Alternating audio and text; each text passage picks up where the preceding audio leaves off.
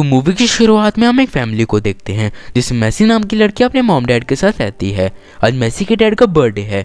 जब मैसी और उसकी फैमिली बर्थडे मना रहे थे तब कोई दरवाजे पर ठक ठक करता है। तब रोज जो मैसी की मॉम है वो दरवाजे की तरफ जाती है और देखती है कि एक लड़का उससे मदद मांग रहा है। तब रोज उसकी मदद के लिए दरवाजा खोल देती है।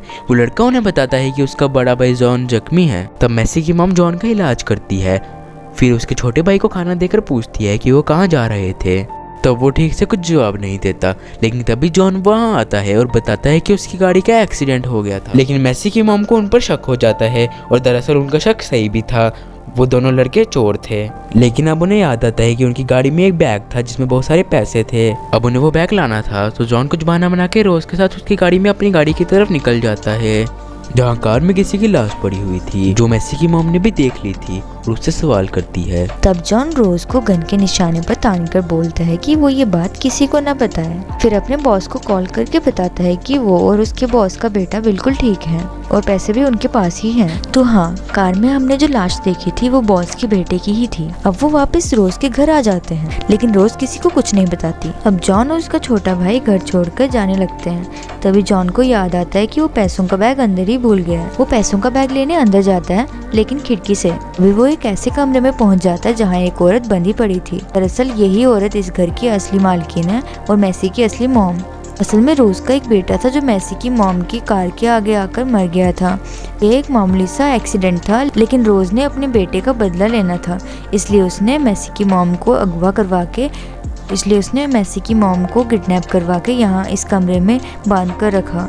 यहाँ तक कि रोज ने मैसी की मॉम के हाथ पैर काट दिए थे और उन्हें एक कमरे में रख दिया था जहाँ से सीसीटीवी की फुटेज हर वक्त दिखती रहती है, ताकि वो अपने परिवार को रोज का परिवार होते हुए देखे। मैसी के डैड को भी रोज ने ही पैरालाइज किया है। उनके ठीक ना होने के पीछे की वजह भी रोज ही है और उस समय मैसी बहुत छोटी थी, इसलिए उसने उसे बताया कि रोज ही उसकी माँ है। समय मैसी की मॉम बहुत बुरी हालत में थी, तो उन्होंने जॉन को कहा कि वो उसे पूरी तरह ही मार दे, कि अब वो रोज के हाथों और दर्द सहन नहीं कर पाएंगे। जॉन ने ना चाहकर भी उन्हें मार दिया और फिर पैसों का बैग लेकर बाहर जाने लगा। तभी उसे मैसी दिखी। उसने सारी बातें मैसी को बता दी और उसे उसके डैड के साथ बाहर गाड़ी में बैठने को कहा। जॉन भी जब बाहर आया तो उसने देखा कि उसका छोटा भाई वहाँ नहीं है, क्योंकि उसका छोटा भाई रोज के पास था। रोज ने उसे बहलाकर यह बताया कि आज से मैं ही तुम्हारी माँ हूँ, और वो भी उसे अपना बेटा ही समझ रही थी कि जॉन का बॉस वहाँ आ गया। उसने रास्ते में जॉन की गाड़ी में अपने बेटे की लाश देख ली थी, इसलिए अब उसने जॉन को बहुत पीटा और उसके बाद जॉन के छोटे भाई को भी मारना चाहता था। रोज ने ऐसा होने नहीं दिया और उसे ही मार दिया। मैसी और उसके डैड वहाँ से कार में चले गए।